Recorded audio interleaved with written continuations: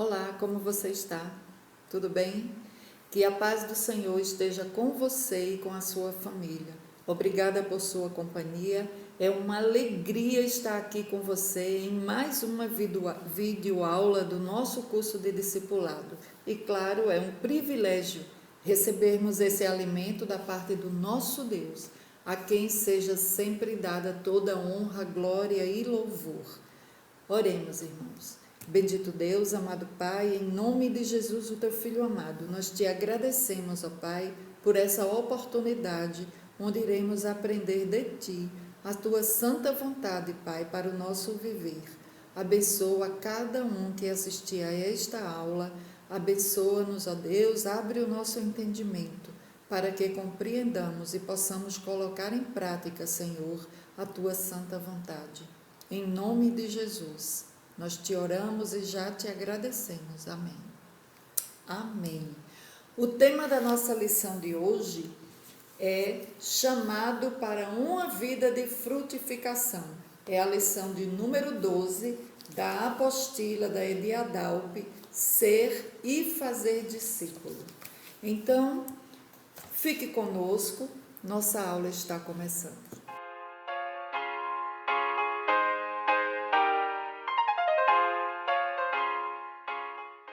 Lembrando que esta aula é desenvolvida pela Escola do Discipulado da Assembleia de Deus em Abreu e Lima, Pernambuco, a Ediadalpe, quando desde já externamos nossa gratidão pelo apoio e incentivo do nosso pastor-presidente, pastor Roberto José dos Santos, também o nosso superintendente, o evangelista Iranilson, e o nosso coordenador da área de Jardim Paulista e primeiro vice-presidente, o pastor Edir Moraes, a todos, inclusive os que os auxiliam nessa grande obra, nossa gratidão e apreço. Irmãos, o pastor Antônio Gilberto, de saudosa memória, escreveu em seu livro O Fruto do Espírito, que é o Espírito Santo quem produz o fruto em nós, quando nos rendemos sem reservas a Ele. De forma que fica bem evidenciado o grande contraste que existe entre quem vive na carne e quem vive no Espírito. Sabemos que o cristão é nascido do Espírito. No momento em que você aceitou a Jesus como Senhor e Salvador da sua vida, você nasceu novamente, como o próprio Jesus falou a Nicodemos no Evangelho de João, capítulo 3, versículos 5 e 6. Depois confira em sua Bíblia, se quiser pode até marcar, mas assim está escrito: em verdade vos digo, quem não nascer da água e do Espírito não pode entrar no reino de Deus. O que é nascido da carne é carne, o que é nascido do Espírito é Espírito. Amém? O fruto do Espírito é o resultado da obra de Deus em nossa vida. Não é fruto da nossa própria força.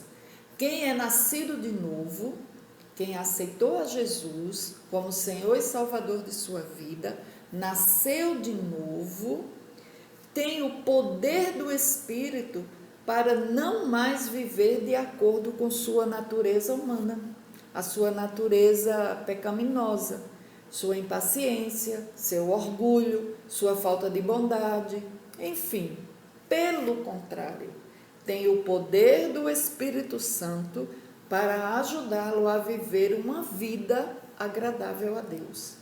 E você pode estar se perguntando, e o que é uma vida agradável a Deus? É uma vida vivida no Espírito. É uma vida de obediência à palavra de Deus. Meus queridos irmãos, existe o enorme contraste entre o fruto do Espírito e os frutos da carne, os quais, segundo a Bíblia nos diz, são adultério, fornicação, impureza, lascívia, idolatria, feitiçaria, inimizades, porfias, emulações, iras, pelejas, dissensões, heresias, invejas, homicídios, bebedices, glutonarias e coisas semelhantes a estas, acerca das quais vos declaro, diz ainda o apóstolo Paulo, que os que cometem tais coisas não herdarão o reino de Deus. Você pode ver essa descrição completa na carta que o apóstolo escreveu aos Gálatas, capítulo 5, versículos 19, 20 e 21. Vejam bem, as obras da carne, nós as produzimos por causa da nossa natureza pecaminosa, por conta da inclinação do nosso coração para o mal. Essas obras são processadas nesse laboratório do nosso coração, as obras da carne. Porém, o fruto do Espírito não é uma obra nossa, não é uma produção nossa, não é resultado do que somos ou do que fazemos, mas é uma operação sobrenatural e extraordinária do próprio Espírito Santo em nós. Não são os frutos do Espírito, mas o fruto, como se fosse uma laranja com vários gomos, mas esses gomos pertencem à mesma laranja. A laranja é uma só e possui vários gomos. Do mesmo modo, são as virtudes mencionadas no fruto do Espírito. E cada virtude é como se fosse um gomo desse fruto maior, que é a obra do Espírito Santo em nossa vida. Um fruto, 9 virtudes: amor, gozo, paz, longanimidade, benignidade, bondade, fé, mansidão e temperança. Todas essas virtudes representam o caráter de Jesus, que é esculpido em nós pelo Espírito Santo, que vai nos transformando de glória em glória na imagem de Cristo.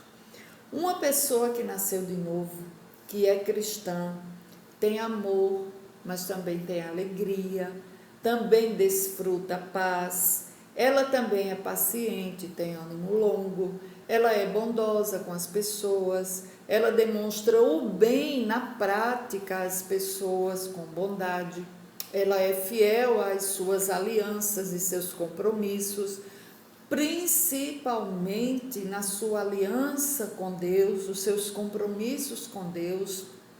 Ela tem capacidade de abrir mão dos seus direitos, mansidão, e ela tem domínio próprio, ela não é destemperada emocionalmente. Então, o fruto do Espírito é o resultado da obra do Espírito Santo em nós, desde quando aceitamos a Jesus como nosso Salvador e Senhor das nossas vidas, passando pela justificação, regeneração, continuando na santificação, até a nossa glorificação. É o plano da salvação. Estamos no processo. Nós fomos salvos quando cremos em Jesus e seremos glorificados no final, quando Jesus voltar para buscar sua igreja, transformar os que estiverem vivos e ressuscitar os que já partiram, todos no corpo de glória. Durante esse período, durante esse processo, o Espírito Santo vai produzindo em nós o caráter de Cristo, nos tornando parecidos com Cristo, semelhantes a Cristo. Então, o fruto do Espírito é a evidência na nossa vida do caráter de Cristo em nós. Por isso, nós somos chamados de cristãos. Cristãos são pessoas que refletem Cristo. E essa reprodução em nós do caráter de Cristo, a Bíblia diz que é fruto do Espírito. Então, por tudo que vimos até agora, podemos afirmar que O fruto do Espírito não é um esforço nosso, um empenho nosso, uma realização nossa, uma conquista nossa. Não. É exatamente essa obra do Espírito Santo de Deus em nós. É quando você está levando Deus a sério, em obediência, tendo uma vida de piedade, de oração, participando dos cultos, levando sua mente a ser cativa à obediência de Cristo, fazendo da palavra de Deus sua única regra de fé e prática. Então, esse fruto começa a ser evidenciado em seu viver. Agora, imagine uma pessoa que não tem amor pelo próximo, uma pessoa que não tem alegria em Deus, ela não tem paz na alma, ela tem o ânimo curto, é explosiva, ela é maligna, maquina o mal, arquiteta o mal. Ao invés de ser bondosa com as pessoas, ela pratica o mal para as pessoas. Ela não é fiel aos seus compromissos que assume. Nas suas palavras, nas suas ações, ela é destemperada, ela não tem domínio próprio, onde ela chega cria problema. O que essa pessoa está demonstrando com tudo isso? No mínimo, que não tem maturidade espiritual. Maturidade espiritual. Interessante isto, não é? Alguns pensam que a evidência da espiritualidade de uma pessoa são os dons. Não, não são os dons que refletem, que demonstram maturidade espiritual.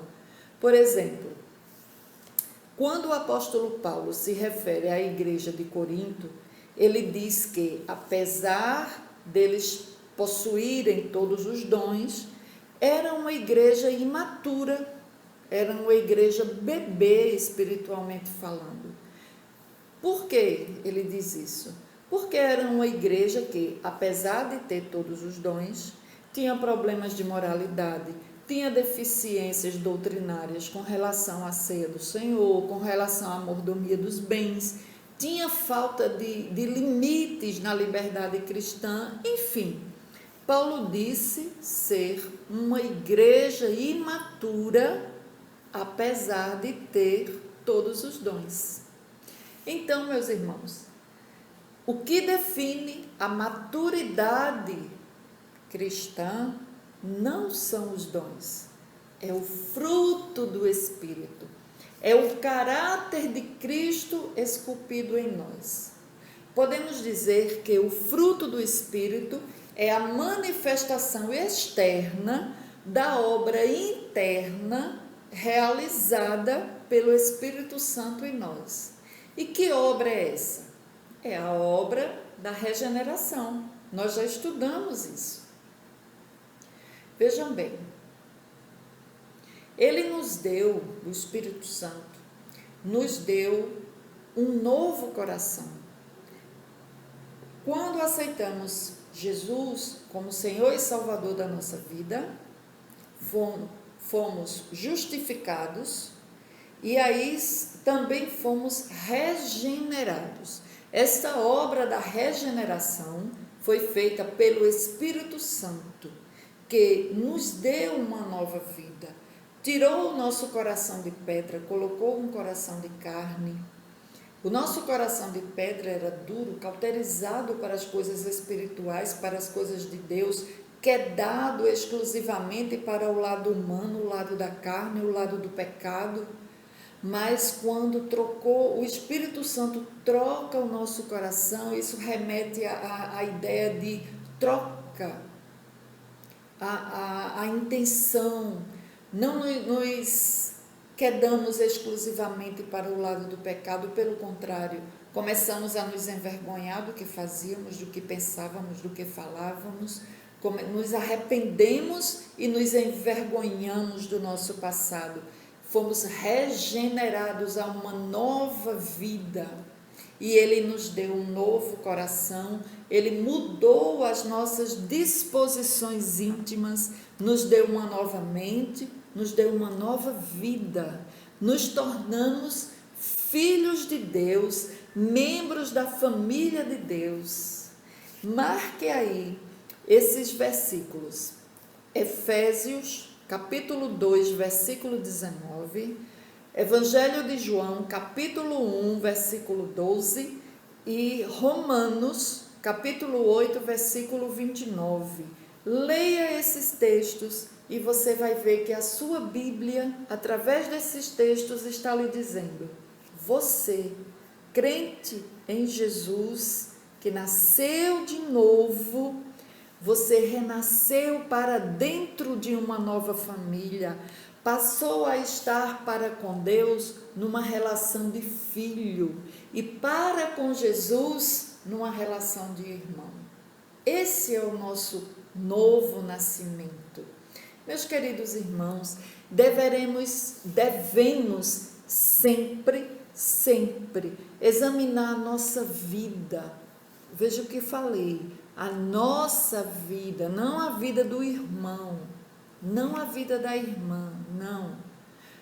Devemos sempre analisar a nossa vida pelo prumo da palavra de Deus, pelo filtro da Bíblia, para saber se de fato estamos refletindo o caráter de Cristo.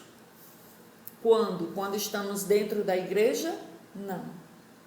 Em todo o nosso viver, em todos os âmbitos da nossa vida, em todas as circunstâncias do nosso viver diário, enquanto marido, enquanto esposa, enquanto filho, enquanto mãe, enquanto pai, enquanto amigo de trabalho, colega de trabalho, chefe, subordinado, ovelha na igreja, enfim, em todos os âmbitos, devemos fazer essa análise sempre, diariamente, se possível.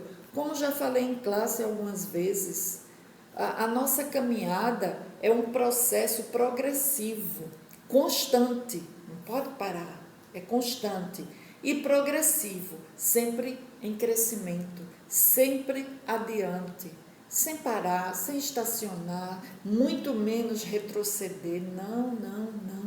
A nossa caminhada é uma caminhada de vitória.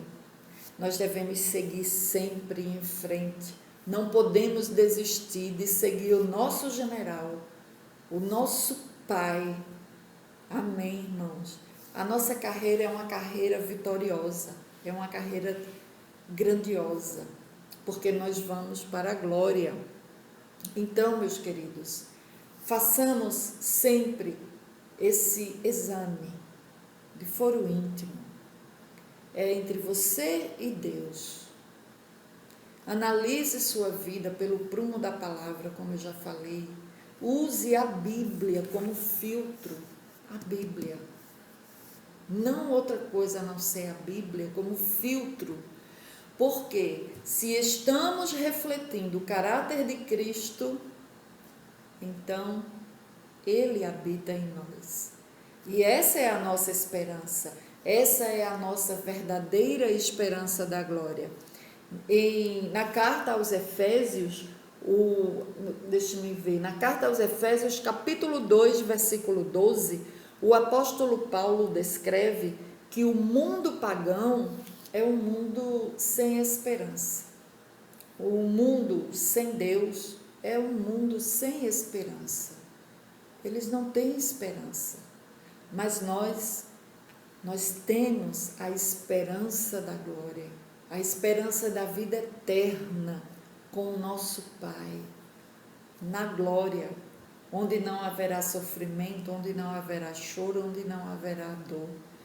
Existe um pensamento de um escritor, Rubem Alves, e tem um pensamento dele que ele diz que nós temos a capacidade quase infinita de suportar a dor, desde que haja esperança. É por isso que nós, crentes em Jesus, que nascemos de novo, nós temos uma viva esperança. Vivemos essa esperança no nosso dia a dia. Em todas as circunstâncias da nossa vida, nós devemos atentar para a nossa esperança, que é estar com o Senhor na glória. Isso aqui é só uma passagem, isso aqui é um pouco tempo, é um nada diante de toda a eternidade. Então vale a pena esperar, vale a pena continuar, vale a pena nos esforçarmos para não esmorecermos. E a única forma é nos quedando a cada dia no estudo da palavra, buscando cada vez mais e sempre a nossa comunhão com o nosso Pai. Eu gostaria de deixar, ao final dessa reflexão, um pequeno texto para reflexão, que fala da nossa verdadeira identidade.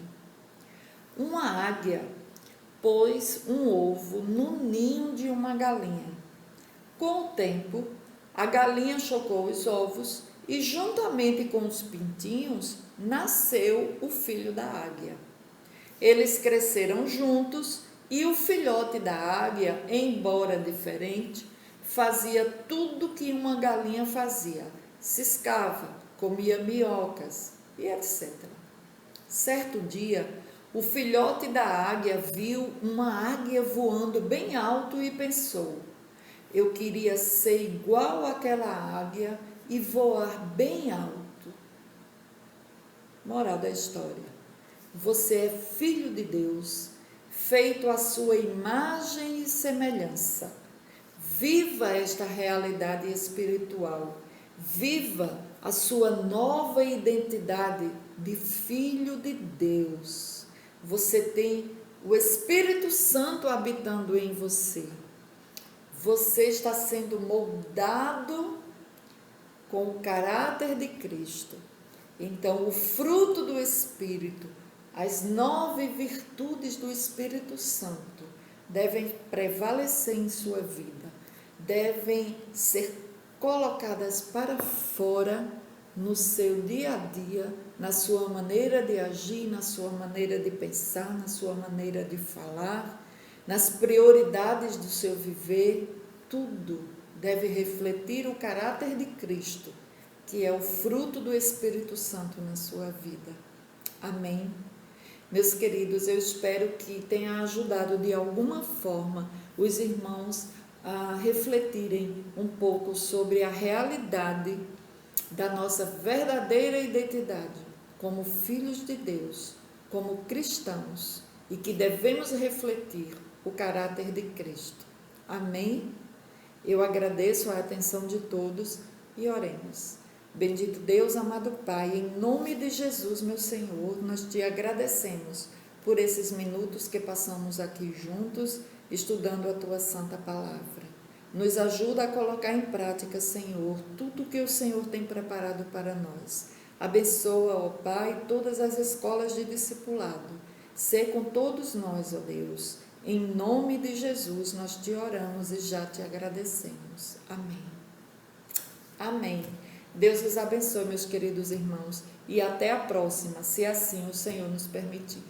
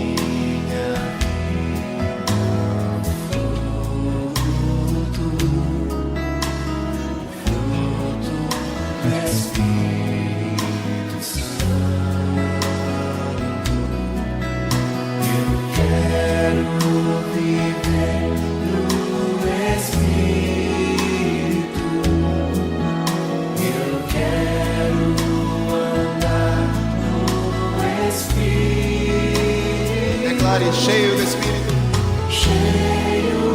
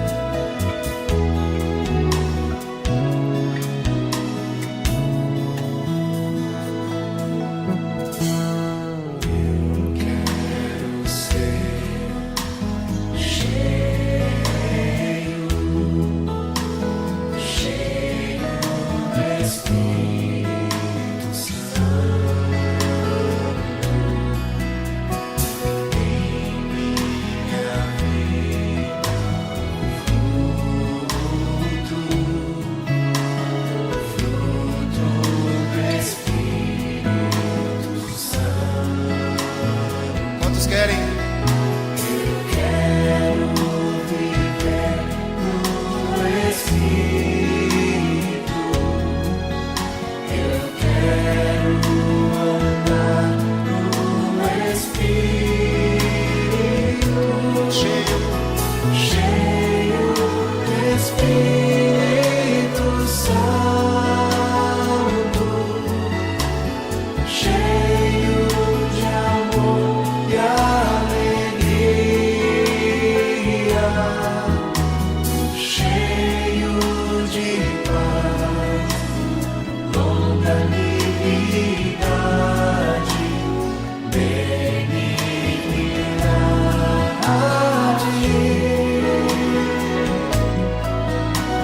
Cheio do Espírito.